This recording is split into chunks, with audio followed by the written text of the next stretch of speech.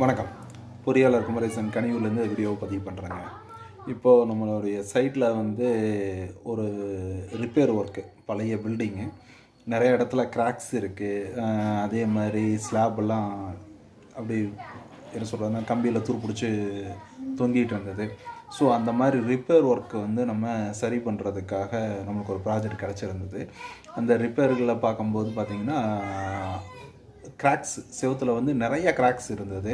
அது ஃபெயிலியராக இருக்குது, shrinkage crack, settlement crack, நிறையா பிரச்சனைகள் இருந்தது. அந்த கிராக் ஆல்ரெடி டெவலப் ஆகிருச்சு, இதுக்கப்புறம் டெவலப் ஆகாது அப்படிங்கிற மாதிரி இருக்கிற கிராக், டெவலப்டு கிராக். ஸோ அந்த மாதிரி இருக்கிற டெவலப்டு கிராக்கை ட்ரீட்மெண்ட் பண்ணுறதுக்காக நம்ம ஒரு மெத்தடு பண்ணியிருக்கோம். இப்போ நம்ம வீடியோவில் பின்னால் நீங்கள் பார்த்துட்டு இருக்கிற மெத்தடு பார்த்திங்கன்னா, ஏற்கனவே கிராக் இருக்கிற இடத்துல கட்டிங் வீல் போட்டு அந்த கிராக்கை கொஞ்சம் வாயை பெருசு பண்ணிடுறது. அந்த கிராக் மேலேயே மிஷின் ஓட்டி கொஞ்சம் கிராக்கை அகலத்தை அதிகப்படுத்தி விட்றோம். ஸோ அகலத்தை அதிகப்படுத்திக்கிட்டு அதுக்கப்புறமா பார்த்திங்கன்னா அந்த இதில் பாலிபாண்டுங்கிற கெமிக்கல், நம்ம ஆல்ரெடி பாலிபாண்டை பற்றியான வீடியோ நம்ம போட்டிருக்கோம். அதை பற்றியான வீடியோ லிங்க்கு நம்ம கீழே டிஸ்கிரிப்ஷனில் கொடுத்துருக்கேன்.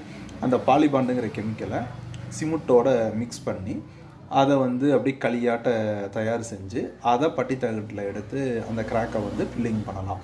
ஸோ இந்த மாதிரி இதை ஃபில்லிங் பண்ணுறது மூலிமா நம்ம கிராக்கை மறைக்கிறதுக்கு முடியும். இது கிரே சிமெண்ட்லேயும் யூஸ் பண்ணலாம், ஒயிட் சிமெண்ட்லேயும் யூஸ் பண்ணலாம்.